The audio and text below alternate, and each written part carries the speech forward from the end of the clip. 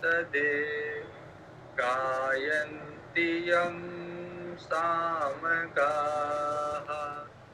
ध्यानावस्थिततद्गतेन मनसा पश्यन्ति यं योगिनो यस्यान्तं न विदुसुरासुरगणा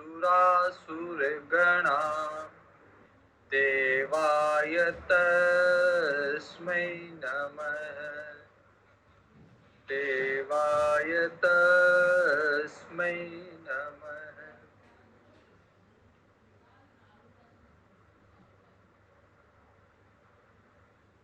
श्रीमद् भगवद गीता के 3 भागों में बांटा जा सकता है और अलग-अलग तरीके से 3 भागों में बांटते भी हैं। तो एक विभाजन काल्पनिक विभाजन है, लेकिन अध्ययन की दृष्टि से एक विभाजन जो हो सकता है वह है कर्म योग, भक्ति योग और ज्ञान योग और भक्ति योग और ज्ञान योग। तो पहले 6 अध्याय 1 से लेकर 6 तक कर्म योग के अध्याय है, फिर 7 से लेकर 12 तक भक्ति योग और 13 से 18 ज्ञान योग। उसमें से भी 13 से 15 विशेष रूप से ज्ञान योग और 16, 17, 18 सामान्य अध्याय। तो एक विभाजन ये हो सकता है। दूसरा विभाजन तत्त्वम असि। वेदांत का यही वाक्य है, तत्त्वम असि। तो तत्पद, त्वम पद और असि। तत् मतलब वो मतलब भगवान, त्वम मतलब तुम, मतलब हम सब जीव, और असि मतलब एक है। तो हम जीव और ब्रह्म एक है। इसके लिए शुरू के जो 6 अध्याय है वो त्वम पद पे विचार करते हैं, अर्थात जीव पद पे विचार करते हैं। तो जीव को क्या कर्म करना चाहिए, क्या कर्म योग करना चाहिए, कैसे यज्ञ करना चाहिए, कैसे उसे ध्यान करना चाहिए, ध्यान से कैसे भगवान को प्राप्त किया जा सकता है, कैसे आसन सिद्ध करना चाहिए, आसन पे बैठना चाहिए, आसन पे बैठ के फिर ध्यान करना चाहिए। तो ये सब जीव के धर्म में त्वम पद है।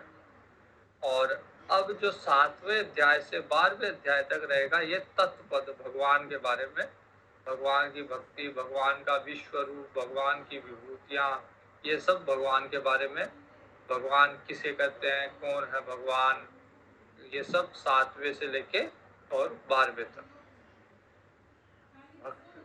भगवान भक्ति से कैसे प्राप्त होते हैं, भक्ति के क्या लक्षण, ये सब 12वें तक आ जाएगा। और फिर उसके बाद में 13वां, 14वां, 15वां भी, ये सब 80 वाले अध्याय है कि कैसे जीव और ब्रह्म एक है। तो आइए देखते हैं 7वां अध्याय, ज्ञान विज्ञान योग। महत्वपूर्ण अध्याय है 7वां अध्याय। भगवान अपने आप को व्यक्त कर रहे हैं इस अध्याय में। तो बिना अर्जुन के पूछे भगवान प्रारंभ कर रहे हैं। मय्या सक्तमना पार्थ योगम युञ्जन्मस्ताश्रयः असंशयं समग्रं मां यथा ज्ञास्यसि तच्छृणु। भगवान कहते हैं मय्या सक्त मना पार्थ है, जो मेरे में मन लगाया हुआ है, जिसने अनन्य रूप में मेरे में आसक्ति है, जिसकी मेरे योग में युक्त है, मेरे परायण है और मेरे परायण होकर योग में जो लगा हुआ है, मेरे आश्रित, मेरे परायण, मेरे से अनन्य प्रेम करने वाला मेरा भक्त, संशयम समग्रम माम यथा ज्ञास्यसि तस्व। ऐसा भक्त जो मेरे परायण है, मेरे में लगा हुआ है, मेरे में युक्त है, वो मुझे कैसे प्राप्त करेगा, कैसे मुझे जानेगा। यथा ज्ञास्यसि, कैसे जानेगा वो सुनो, और असंशय रूप से जानेगा। ऐसा नहीं कि मतलब जानेगा और फिर भी संशय रहेगा। एक बार जान लेगा मेरे को तो सारे संशय समाप्त हो जाएंगे। जैसे हम लोग कई बार होता है ना कि किसी को जानते हैं, उसके साथ 10 साल 20 साल रह भी लिए, लेकिन फिर भी संशय रहता है कई बार कि इसको जानता हूँ लेकिन अच्छे से अभी भी नहीं जाना। और कई बार संशय अपने आप से भी रहता है कि मैं अपने आप को भी नहीं जानता। लेकिन भगवान कहते हैं कि असंशय रूप से मेरे को जानेगा, मतलब मैं अपने आप को संपूर्ण रूप से प्रकट करूंगा, कुछ भी मेरे से उस मेरे भक्त से मैं छिपाऊंगा नहीं। असंशयम समग्र माम, और समग्र पूरा का पूरा, ऐसा नहीं कि मेरे को थोड़ा सा जानेगा, ऐसा नहीं, समग्र, ऐसा नहीं कि एक भाग में जानेगा। जैसे सृष्टि भी भगवान के एक अंश में है, संपूर्ण अंश में भगवान के सृष्टि नहीं है, भगवान के केवल एक अंश में सृष्टि है। बाकी 3/4 हिस्सा भगवान का अमृतमय है। अभी भी प्रपंच सारा 1/4 में है, 3/4 अभी भी अमृतमय है। तो भगवान कहते हैं कि समग्र रूप से जानेगा, केवल इस प्रपंच को ही नहीं जानेगा, इस प्रपंच के बाहर जो अमृतमय स्वरूप है मेरा, उसे भी जानेगा, समग्र रूप से जानेगा। कैसे जानेगा वो मैं बताऊंगा, वो सुनो। ज्ञानम तेहम सविज्ञानम इदं वक्ष्याम्यशेषतः यज्ञात्वा नेह भूयोऽन्यत् ज्ञातव्यम् अवशिष्यते। और केवल जानेगा नहीं, केवल ज्ञान नहीं होगा, बल्कि ज्ञान के साथ विज्ञान भी होगा, अर्थात उसको मेरा अनुभव भी होगा।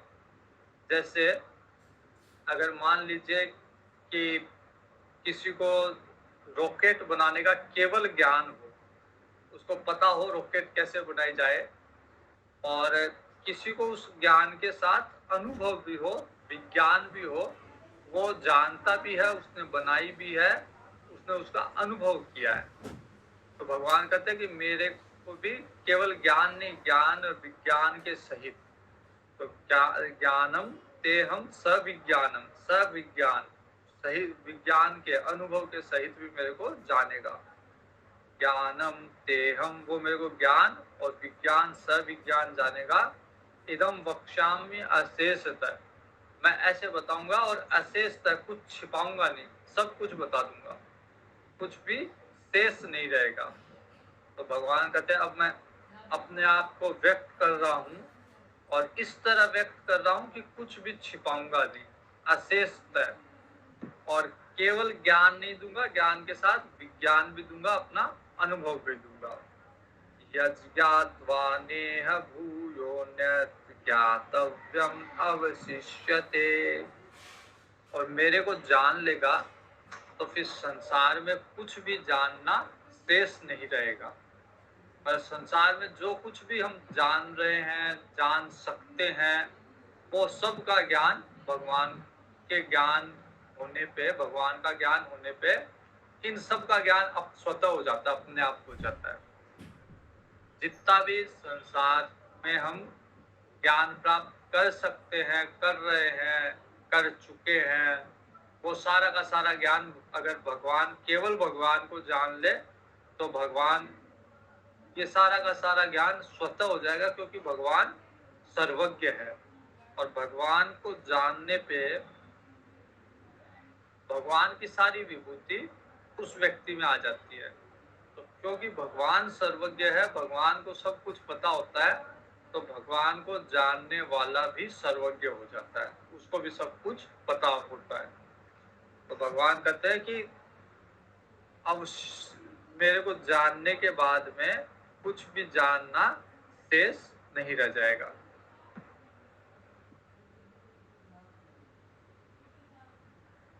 उपनिषद में एक कहानी आती है श्वेत केतु की। उसमें श्वेत केतु गुरुकुल पहले तो श्वेत केतु थोड़ा सा कमजोर बालक था, लेट पढ़ने के लिए गया था। उसके पिता ने देखा कि 6 साल का हो गया, अभी तक इसका यज्ञोपवीत संस्कार नहीं हुआ, अभी गुरुकुल में नहीं जा रहा, तो उनको थोड़ा क्रोध आया। फिर उन्होंने उसको श्वेत केतु को गुरुकुल में भेजा। गुरुकुल में 12 साल रहने के बाद जब श्वेत केतु वापिस आया तो उसमें थोड़ा अहंकार था श्वेत केतु में कि मैंने सब कुछ पढ़ लिया। पिताजी ने एक दिन बुला के उसको पूछा कि क्या क्या पढ़ा, तो उसने कहा कि व्याकरण पढ़ लिया, संगीत पढ़ लिया, छंद पढ़ लिए, मीमांसा पढ़ ली, वेद पढ़ लिए, वेदांत पढ़ लिया, गीता, रामायण, भागवत सब पढ़ लिया। पिताजी ने कहा कि ऐसा कुछ पढ़ा है क्या जिसको पढ़ने के बाद कुछ भी पढ़ना शेष ना रह जाए? और श्वेत केतु कहता है कि ऐसा तो मेरे गुरुजी ने कुछ मेरे को पढ़ाया नहीं, ये तो हमारे सिलेबस में नहीं था। तो फिर वापस से भेजते हैं उसको। पिताजी वापस से आते हैं और वो वापस से जाता है और जाके गुरुजी से पूछता है कि ऐसा ज्ञान दो जिसको जानने के बाद कुछ भी जानना शेष नहीं रह जाता। फिर गुरुजी उसको वेदांत पढ़ाते हैं और वो ज्ञान भगवान से संबंधित ज्ञान देते हैं जिसको जानने के बाद कुछ भी जानना शेष नहीं रह जाता। तो भगवान भी यहाँ कहते हैं कि मेरे ज्ञान से फिर संसार में कुछ भी जानना शेष नहीं रह जाता। लेकिन हर कोई नहीं प्राप्त कर सकता ये ज्ञान। अगर ऐसा होता तो फिर सबको यही ज्ञान प्राप्त कर लेते। फिर क्यों कोई गणित पढ़ता, क्यों विज्ञान पढ़ता, क्यों अलग अलग विषय को पढ़ते। बस एक विषय, एक स्पेशलाइजेशन बस इसमें कर लो, भगवान को जान लो तो सब अपने आप जान ही जाओगे। फिर इतनी बड़ी बड़ी यूनिवर्सिटी, इतनी डिग्री, इतनी डिप्लोमा, ये सब चीजें बंद हो जाए। इसलिए भगवान कहते हैं कि सब कोई नहीं जान सकता। मनुष्याणाम सहस्रेषु कश्चित यतति सिद्धये। मनुष्यों में जो हजारों मनुष्यों में कोई प्रयास करता है, उसमें से कोई एक होता है जो सिद्ध होता है। उसमें से सब नहीं हो सकते, सब केवल प्रयास कर रहे हैं और प्रयास भी सब नहीं करते। जो हजारों में से एक प्रयास करता है, यतति सिद्धये, सिद्धि के लिए अर्थात भगवान को जानने के लिए हजारों में से एक प्रयास कर रहा है, लगा हुआ है, वो प्रयास कर रहा है, कोशिश कर रहा है। यतताम अपि सिद्धानाम कश्चिन माम वेति तत्वतः। और जो प्रयास कर रहे हैं वो भी सब नहीं जानेंगे, उनमें से भी कश्चित माम वेति तत्वतः, कोई एक होगा जो मेरे को तत्व से जान पाएगा। भगवान कह रहे हैं तो ये हर कोई इस ज्ञान को, इस विज्ञान को नहीं समझ पाता। अब भगवान वेद में भगवान को डायरेक्ट नहीं बताया गया, सीधा नहीं बताया गया कि भगवान क्या है, बल्कि एक दूसरी विधि से भगवान को बताया गया है, जिसे कहा गया नेति नेति। नेति नेति मतलब ये भी नहीं, ये भी नहीं, ये भी नहीं, जो बचा वो शेष जो बचा वो है भगवान। तो जो नहीं है उसको निकाल के अलग कर दो, तो जो रह गया वो है भगवान। तो यहाँ पे भी प्रकृति है और पुरुष है, दो चीजें हैं। तो प्रकृति को अलग कर दो तो जो शेष रहेगा वो पुरुष रहेगा। तो पहले प्रकृति बताई गई है भगवान की, है भगवान की वो प्रकृति भी, लेकिन वो भगवान का वास्तविक स्वरूप नहीं है, तत्व नहीं है। वो भगवान का मूल तत्व नहीं है, वो प्रकृति भगवान की माया शक्ति है।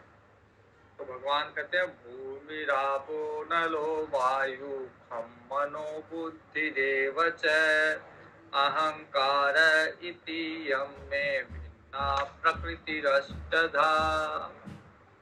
भगवान अपनी अष्टधा प्रकृति बता रहे हैं, 8 प्रकार की प्रकृति बता रहे हैं।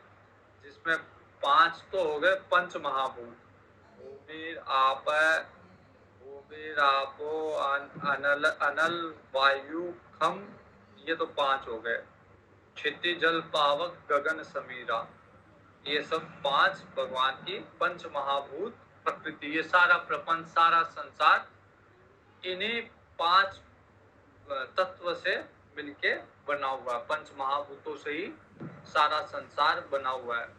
कोई भी वस्तु संसार की हो, हमारे शरीर से लेके किसी अन्य का शरीर या कोई भी जीव निर्जीव कुछ भी हो, सबको अगर सबका पोस्टमार्टम करोगे, सबका अन्वेषण करोगे, तो निकल के यही आएगा कि पंच महाभूत ही होंगे, उसके अलावा कुछ भी नहीं होंगे। या तो उनमें कोई सॉलिड चीज है, कोई कठोर चीज है, तो वो पृथ्वी का अंश है।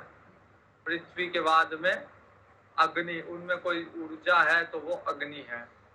उनमें कोई गति है कोई, तो वो वायु है। उनमें कोई जल तत्व है, कोई उनमें कोई लिक्विड है तो वो जल है, और उनमें कोई खाली जगह है तो वो आकाश है। तो इस तरह से सभी पदार्थों में पंच महाभूत ही है। तो भगवान कहते हैं कि मेरी अष्टधा प्रकृति में पंच महाभूत तो ये, और उसके अलावा मन बुद्धि अहंकार, ये 3 अलग से। तो ये भी बने हुए पंच महाभूत के, यह मन बुद्धि अहंकार, लेकिन सूक्ष्म पंच महाभूत के बने हुए हैं, इसलिए इनको अलग से बता दिया। तो भगवान की प्रकृति अष्टधा है, पंच महाभूत, क्षितिजल गगन समीर, क्षितिजल पावक गगन और समीर, और इसके अलावा 3 मन बुद्धि अहंकार, जो कि सूक्ष्म पंच महाभूत से बने हुए हैं। इस तरह भगवान की अष्टधा प्रकृति है। अपरेयम इतस्त्वन्यां प्रकृति विद्धि में पराम, जीवभूतां महाबाहो येदं धार्यते जगत। भगवान कहते हैं कि इस तरह से मेरी ये 8 प्रकार की प्रकृति है, और ये जो प्रकृति है ये मेरी अपरा प्रकृति है, अर्थात जड़ प्रकृति है। पंच महाभूत मन बुद्धि अहंकार ये जड़ प्रकृति है, और इससे अलावा दूसरी प्रकृति हो रहा है मेरी, और दूसरी प्रकृति है जिसने संपूर्ण जगत को धारण किया हुआ है, वो मेरी जीवात्मा प्रकृति है, चेतन प्रकृति है। तो जो भी जीव है हमारे अंदर, वो भगवान की प्रकृति है। वो चेतन जो जीव है, चेतन है, वो भगवान की अपरा प्रकृति है, परा प्रकृति है। तो जड़ प्रकृति और चेतन प्रकृति, ये 2 प्रकृति भगवान की है। जड़ प्रकृति में पंच महाभूत मन बुद्धि अहंकार, और चेतन प्रकृति में जीव। तो ये दोनों भगवान की ही प्रकृति है, और भगवान इससे ऊपर है। एतत् योनीनि भूतानि सर्वाणि इत्युपधारये, अहम कृष्णस्य जगतः प्रभवः प्रलयस्तथा। भगवान कहते हैं अर्जुन, तो ये समझ कि संपूर्ण पृथ्वी को, संपूर्ण भूत, मैं इन दोनों प्रकृति परा और अपरा प्रकृति से उत्पन्न होने, सब इसी से उत्पन्न होते हैं, और इसी से मैं सबका विनाश प्रलय करता हूँ, और इसी से मैं सबको धारण किए हुए हूँ। संपूर्ण जगत का मूल कारण हूँ, जो इस परा और अपरा प्रकृति से सबको धारण किए हुए हूँ, सबको उत्पन्न करता हूँ, सबका विनाश करता हूँ। मूल में मैं हूँ, और मेरी प्रकृति के द्वारा मैं सारा प्रपंच रचता हूँ, चलाता हूँ, और उसका विनाश करता हूँ। प्रपंच में 2 प्रकृति है, परा और अपरा। परा प्रकृति जीव, और अपरा प्रकृति पंच महाभूत मन बुद्धि अहंकार। मत्तः परतरं नान्यत् किंचित् अस्ति धनंजय मयि सर्वमिदं प्रोतं सूत्रे मणिगणा इव। भगवान कहते मेरे से ऊपर कोई नहीं है। मत्तः परतरम नान्यत् किंचित् अस्ति धनंजय, मेरे से ऊपर कोई नहीं है। मयि सर्वम इदम प्रोतम सूत्रे मणिगणा इव, मैं सब में ओतप्रोत हूँ। जैसे सूत्र में सारे मणिये ओतप्रोत होते हैं, मतलब सारे मणियों को एक सूत्र, जैसे माला होती है, माला के अंदर एक सूत्र होता है, एक धागा होता है जो सारे मणियों को बांधे हुए हैं। तो भगवान कहते इस सारे प्रपंच को मैं ही बांधे हुए हूँ, मेरे से सारा प्रपंच बंधा हुआ है। वरना चंद्रमा अपना अलग जाए, सूर्य अलग जाए, पृथ्वी को पता नहीं कहाँ जाए, तो सब अपनी अपनी इच्छा से अगर चलेंगे, किसी शक्ति में बंधे हुए नहीं रहेंगे, तो फिर प्रकृति प्रपंच संभव ही नहीं है। प्रकृति है, संसार है, तो सब किसी न किसी की भाग दौड़ में चल रहे हैं, किसी न किसी से बंधे हुए हैं। जैसे बिना आधार के सारे तारागण, सारे ग्रह बिना आधार के हैं, उनके कोई आधार नहीं है, कहीं से वो रस्सी से बंधे हुए नहीं है, कहीं उनके स्टैंड लगे हुए नहीं है, वो हवा में लटक रहे हैं सब। तो वो केवल और केवल भगवान की शक्ति से बंधे हुए हैं। वो जो उनमें आपस में गुरुत्वाकर्षण है, जिसके आधार पे वो बंधे हुए हैं, वो भगवान ने ही उनको बांध रखा है। और दूसरा कि जैसे एक मणि जो है, जिस सूत में बंधे हुए है, उसमें जितनी भी मणियां है वो सब सूत की बनी हुई है, तो उसी से ओतप्रोत है। जैसे मान लीजिए सोने के मणिये हैं और जो धागा है वो भी सोने का हो, तो उसमें धागा भी सोने का और मणियां भी सोने की, तो उसमें है क्या? उसमें कुछ नहीं है, केवल सोना है, केवल स्वर्ण है।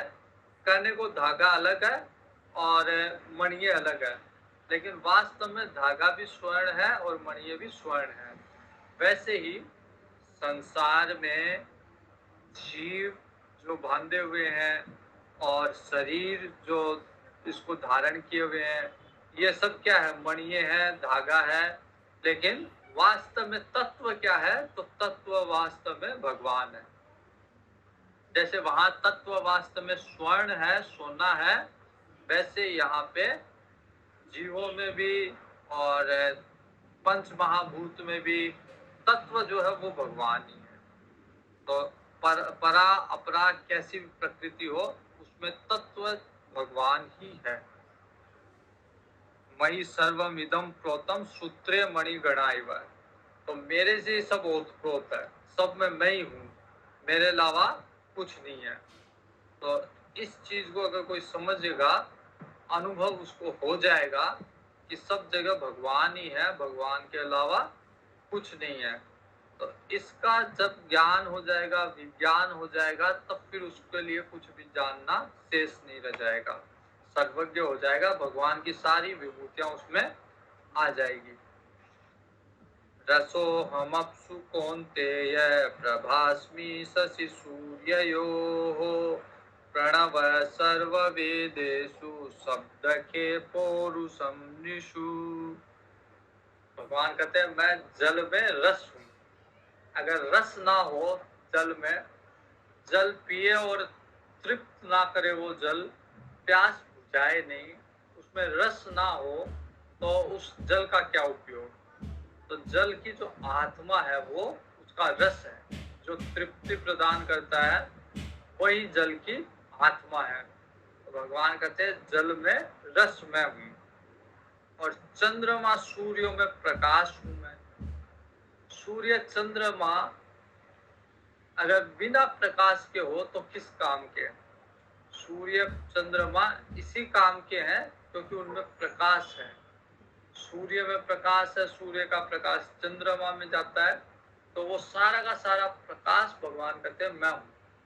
तो मूल कारण जो है वो मैं हूँ। प्रणव सर्व वेदेषु, सब वेदों में जितने भी वेद मंत्र है वो ओमकार से, प्रणव से शुरू होते हैं। ओम नमो भगवते वासुदेवाय।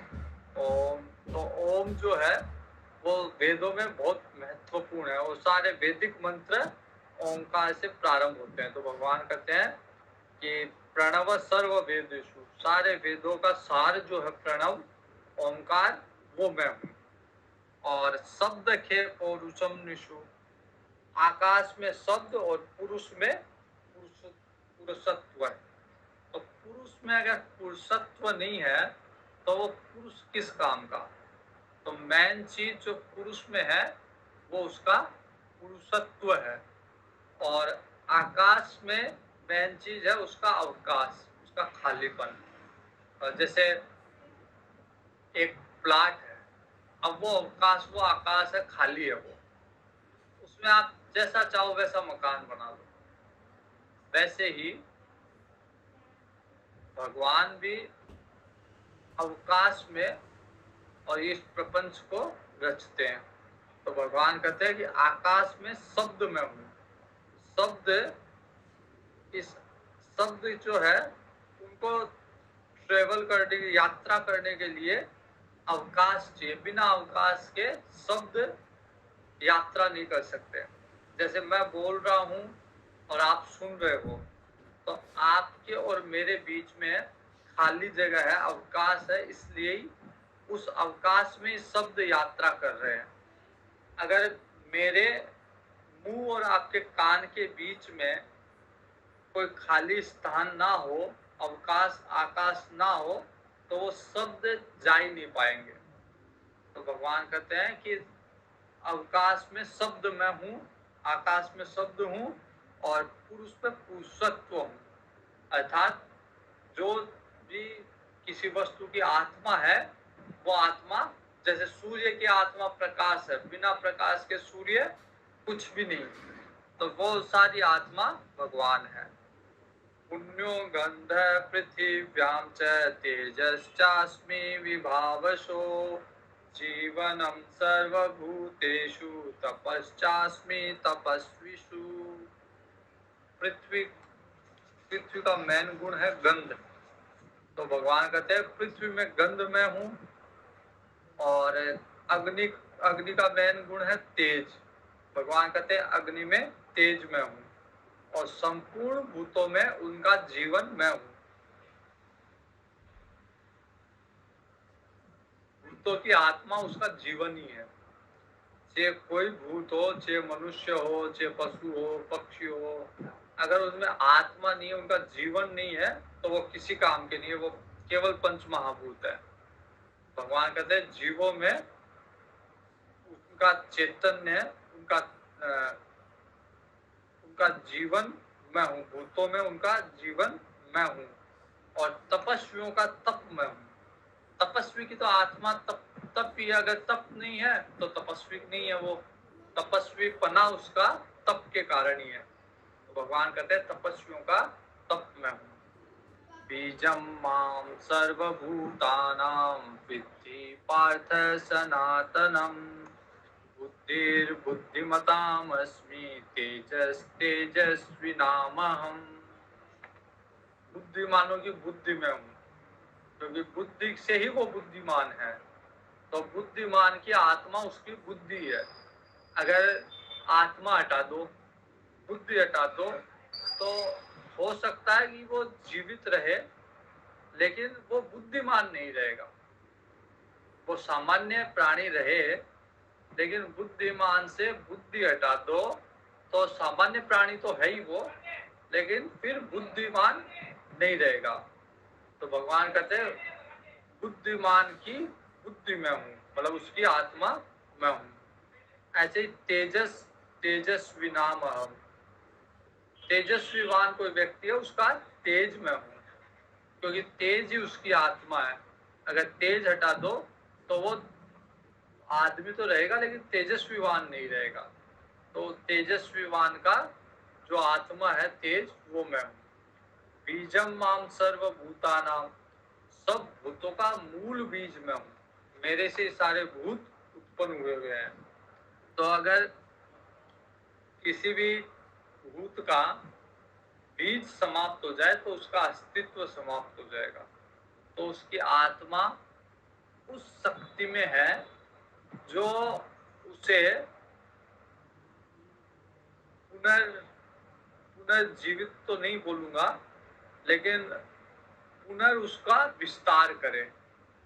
जैसे बीज होता है पौधा, तो एक पौधे से दूसरा पौधा जो बीज के रूप में उसकी परंपरा चलती है। तो भगवान कहते हैं कि सारे बीज में हूँ, क्योंकि बीज से ही उस नस्ल की परंपरा आगे बढ़ती है। और वो बीज ही महत्वपूर्ण, वो बीज ही सबकी आत्मा है। भगवान कहते हैं बीजम माम सर्वभूता नाम, सर्वभूतों का मूल बीज में ही हूँ।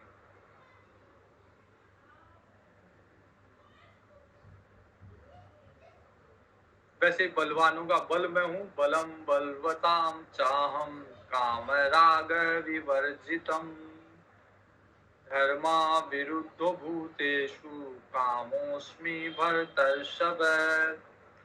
तो बिना काम बिना राग के जो बल है, बल बिना काम और कामना के और बिना राग के जो बल है, सात्विक बल है, वो बल मैं हूँ बलवानों का।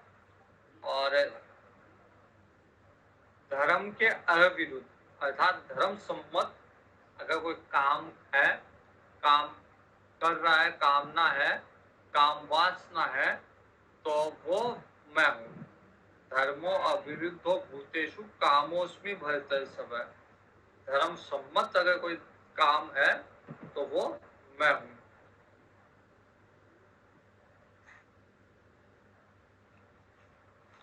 ये चैव सात्विका भावा राजसास्तामसाश्च ये मत्त एवेति तान् विद्धि न त्वहं तेषु मे ते मयि।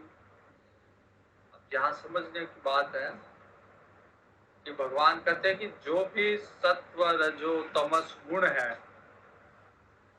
वो मेरे से उत्पन्न हुए हैं। मत्ता एवेति तान विद्धि, मेरे से उन्होंने वृद्धि को प्राप्त की है, लेकिन मैं उनमें नहीं हूँ। अर्थात सारे के सारे गुण, रजोगुण तमोगुण सत्वगुण मेरे से उत्पन्न हुए हैं, मैंने इनको उत्पन्न किया, लेकिन फिर भी मैं इनसे बंधा हुआ नहीं हूँ, क्योंकि भगवान जो है गुणातीत है, इन गुणों से ऊपर उठे हुए हैं। भगवान न तामसिक है, न राजसिक है, न सात्विक है। हालांकि ब्रह्मा विष्णु महेश के रूप में रजोगुण सत्वगुण रजोगुण और तमोगुण धारण करते हैं भगवान, लेकिन वास्तव में धारण करके भी इन गुणों से ऊपर है। जैसे भगवान शिव है, लोग कहते हैं कि तमस को धारण करके विनाश लीला करते हैं, लेकिन वास्तव में तमस से अप्रभावित है भगवान शिव, तमस से ऊपर उठ गए हैं। तो भगवान सारे गुणों को धारण करते हुए भी उन गुणों के से ऊपर है, गुणातीत है। गुणैर्मयैर्भावे एवि सर्वं इदं जगत् मोहितं नाभिजानाति मामेभ्यः परमव्ययम्। अब भगवान कहते हैं कि तीन गुणों से, सत्व तमस और रजस से मैंने इस सारे जगत को धारण किया हुआ है, लेकिन लोग इनमें मोहित हो रहे हैं, इसलिए मेरे को नहीं देख पा रहे। मोहितम ना भी जानाती। अब भगवान ने वैसे अपने आप को व्यक्त कर दिया अब तक कि मैं सबकी आत्मा हूँ और मैं परा अपरा प्रकृति से परे हूँ, फिर भी और परे होते हुए भी मैं आत्मा हूँ। मेरे बिना मैं सबका मूल बीज हूँ और मेरे बिना किसी का अस्तित्व नहीं रहेगा। तो इस तरह भगवान ने अपने आप को व्यक्त कर दिया और जैसे शुरू में भगवान ने कहा था कि मनुष्याणाम सहस्त्रेषु, हजारों में से कोई एक है जो मेरे को जानने की इच्छा करेगा, उनमें से कोई एक मेरे को जान पाएगा। तो यहाँ पे फिर भगवान कहते हैं मोहितम ना भी जाना थे, जो मोहित हुआ है, जो माया से मोहित हुआ है, अभी माया का पर्दा हटा नहीं है, वो मेरे को नहीं जानेगा। माद में व्यय परम अव्ययम, मेरे को नहीं जानेगा कि मैं सबसे अविनाशी हूँ।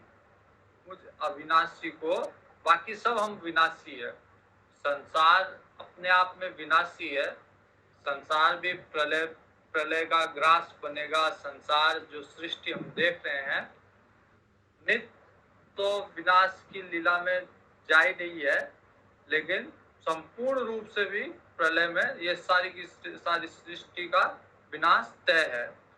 लेकिन जब प्रलय हो जाएगा उस समय में भी जो अविनाशी है उसका नाश नहीं होगा। भगवान ही अविनाशी है और भगवान का प्रलय होने पे भी नाश नहीं होगा। देवी हेषा गुणमयी मम माया दुरत्यया, तो जो माया ने हम लोगों को मोहित कर रखा है, हमारा ज्ञान ढक रखा है माया ने, भगवान कहते हैं बहुत मुश्किल है मेरी माया को पार करना। ये तो देवी माया, जो दो तरह की माया हमने पढ़ा है, एक आसुरी माया और एक देवी माया। जो आसुरी माया तो भगवान की तरफ जाने ही नहीं देती, वो तो संसार में व्यर्थ के कामों में लगा के रखती है आसुरी शक्तियां।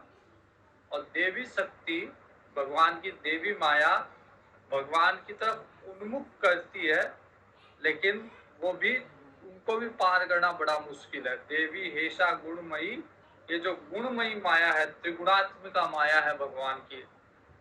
कोई व्यक्ति रजोगुण में फंसा हुआ है, कोई तमोगुण में फंसा हुआ है, कोई सत्व में फंसा हुआ है, इनसे बाहर नहीं निकल पा रहा। तो ये जो माया है भगवान की गुणमयी माया, भगवान ने कहा है मम माया दुरत्यया, उसे पार पाना मुश्किल है, आसान नहीं है। दुरत्यया बहुत मुश्किल है। मामेव, ये अब रास्ता बता रहे हैं, केवल समस्या नहीं, समस्या का समाधान क्या है। तो भगवान कहते हैं मामेव ये प्रपद्यन्ते मायाम एताम तरन्तिते, कि जो मेरी शरण में आ जाए ये माया को पार पा लेता है, माया से पार पा लेता है। अन्यथा तो माया में ही खेलता रहता है, माया में ही उलझा रहता है, मुझ तक आता ही नहीं है, क्योंकि माया ने पर्दा डाल रखा, माया ने ढक रखा उसके ज्ञान को, उसके विवेक को ढक रखा माया ने। तो जो मेरी शरण में आ गया, मैं उसके लिए माया का पर्दा हटा दूंगा।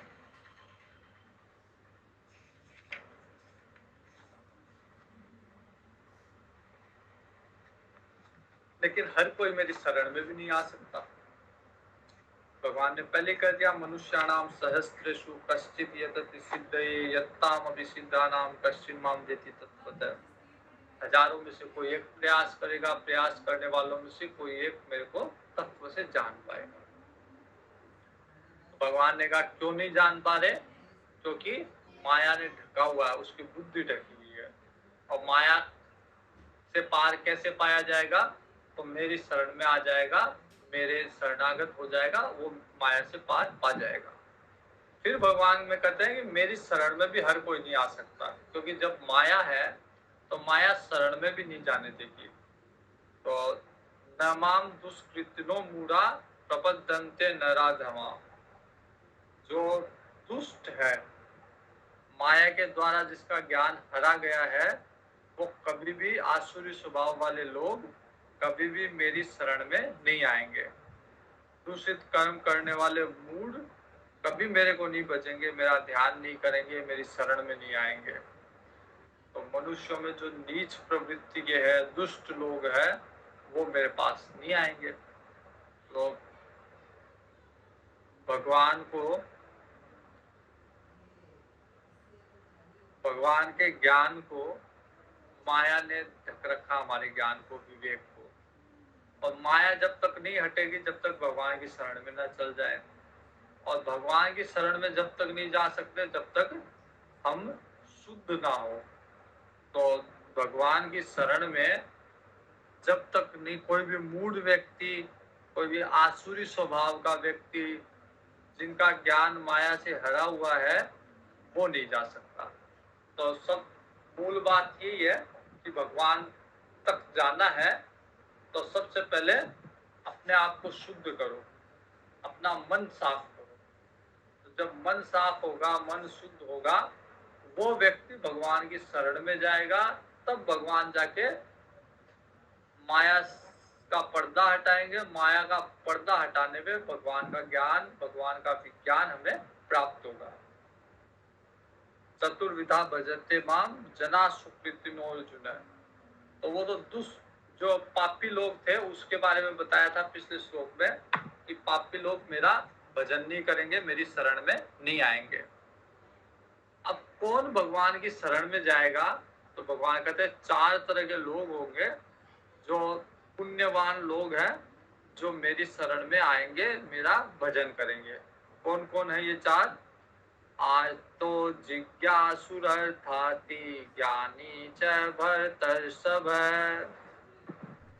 आर्त भक्त परेशान होके भगवान की शरण में आएगा। जिसको जिज्ञासा होगी, जानना है, भगवान के बारे में जानना है, वो जिज्ञासु भक्त। ज्ञानी अर्थार्थी, कुछ मांगने के लिए, ये ज्यादातर हम लोग अर्थार्थी है, कुछ ना कुछ चाहिए, इसलिए भगवान की शरण में चले जाते हैं, भगवान के मंदिर में चले जाते हैं। और ज्ञानी, तो ये 4 प्रकार के भक्त है। आर्त, जिज्ञासु, अर्थार्थी और ज्ञानी। आर्त जो परेशान है, संसार से परेशान होके भगवान के चरणों में, भगवान के चरणों की शरण में आया है।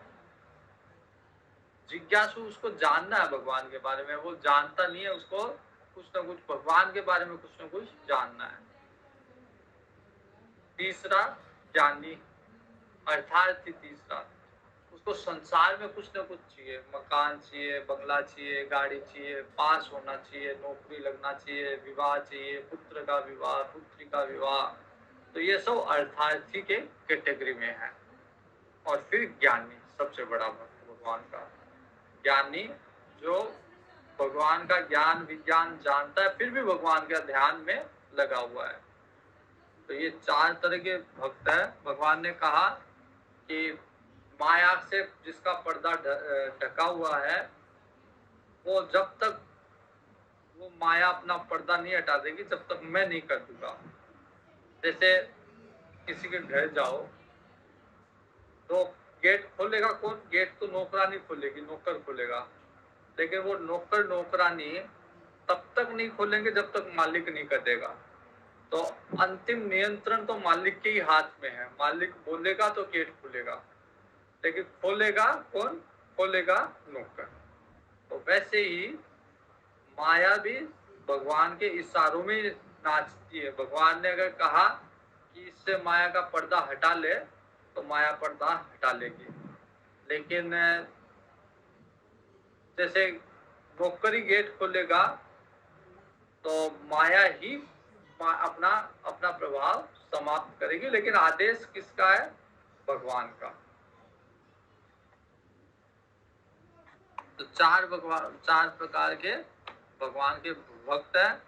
तेषां ज्ञानी नित्य युक्त एक भक्ति विशिष्यते प्रियो हि ज्ञानिनोत्यर्थम अहम स च मम प्रियः।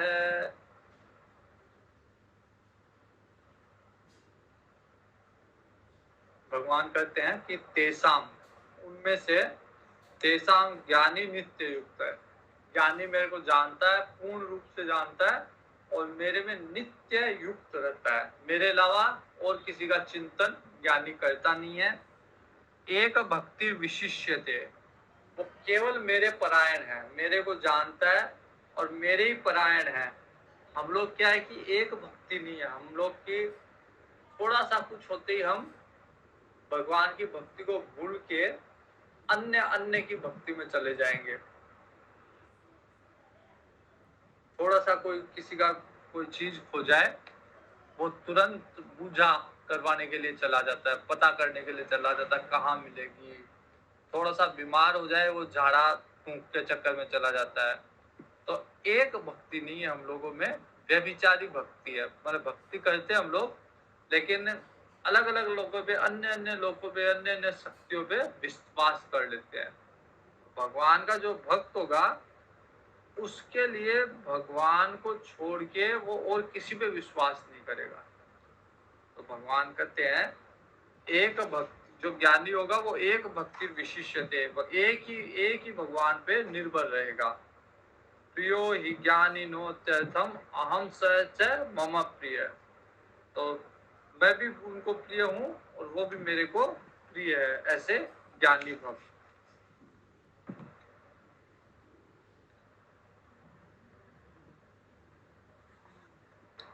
उदारा सर्व एवेते ज्ञानी त्वात्मेव मे मतम् आस्थितः सः हि युक्तात्मा मामेवानुत्तमां गतिम्।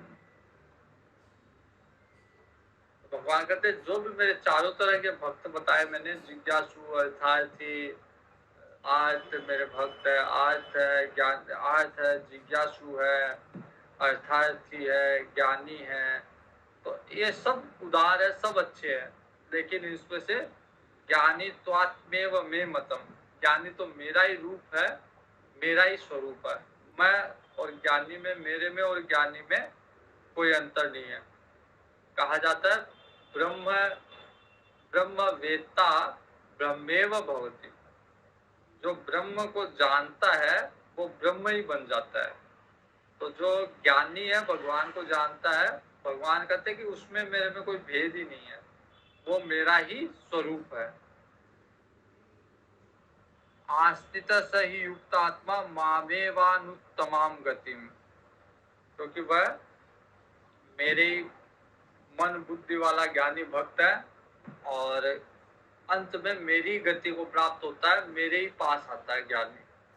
क्योंकि संसार में तो उसको कुछ चाहिए नहीं, कोई लोक भी नहीं चाहिए उसको, स्वर्ग भी नहीं जाना, ब्रह्म लोक भी नहीं जाना। तो भगवान कहते हैं कि देह त्याग के बाद वो मेरे पास ही आता है। बहुनाम जन्म नामन्ते ज्ञानवान माम प्रपद्यते। पर ऐसे ज्ञानी नहीं बनता। भगवान कहते हैं बहुत जन्मों के बाद, बहुनाम जन्म मानते, बहुत जन्मों के अंत में ज्ञानवान माम प्रपद्यते, ज्ञानी मेरी शरण में आता है। बड़ा ज्ञानी भी है तो भी ज्ञानी भी बहुत जन्मों तक भटकता रहता है, अपने ज्ञान का प्रदर्शन करता रहता है, लेकिन बहुत जन्मों की साधना के बाद मेरी शरण में आता है। और मेरी शरण में आके क्या जानता है, वासुदेव सर्वमिति, वो जानता है कि सब जगह तो वास्तव में भगवान ही है। रामचरितमानस में कहा गया है सिया राम में सब जग जाने, और यहाँ पे कहा गया है वासुदेव सर्वम, भगवान वासुदेव ही सब में है। तो इस चीज को वो जानता है। तो माया नहीं हट रही थी, माया बाधा बनी हुई थी। माया हटेगी जब भगवान की शरण में जाएंगे। और भगवान की शरण में कौन जाएगा? जो मूड नहीं है, जो भगवान के लिए भगवान की एक भक्ति में लगा हुआ है, वो भगवान की शरण में जाएगा। और उसमें से जो ज्ञानी भक्त है, भगवान कहते हैं वो तो मेरा ही स्वरूप है, मेरा ही रूप है, और सब उदार है, सब अच्छे हैं, लेकिन ज्ञानी तो मेरा ही रूप है। और ज्ञानी कौन है? जो सब जगह ब्रह्म के दर्शन, भगवान के दर्शन, वासुदेव के दर्शन करता हो, वो ज्ञानी है। और भगवान कहते हैं स महात्मा सुदुर्लभ है, बहुत कठिन है ऐसे महात्मा। वास्तव में जो सब जगह, बोलने में तो मैं भी बोल रहा हूँ, आप लोग भी बोल लेते हैं, लेकिन वास्तव में जो सब जगह भगवान के दर्शन कर ले, वैसा महात्मा यहाँ पे लिखा हुआ है, महात्मा सुदुर्लभ है। बहुत ही दुर्लभ महात्मा कोई होता है जो सब में भगवान की दृष्टि कर पाए, सब में भगवान का दर्शन कर पाए। आज यही रखते हैं। शेष कल देखेंगे। ओम पूर्णमद पूर्णमिदं पूर्णात् पूर्णमुदच्यते पूर्णस्य पूर्णमादाय पूर्णमेवा अवशिष्यते। ओम शांति शांति शांति। हरि ओम श्री गुरुभ्यो नमः। हरि ओम। हरि ओम। नमस्ते आप सभी को। धन्यवाद। हरि ओम।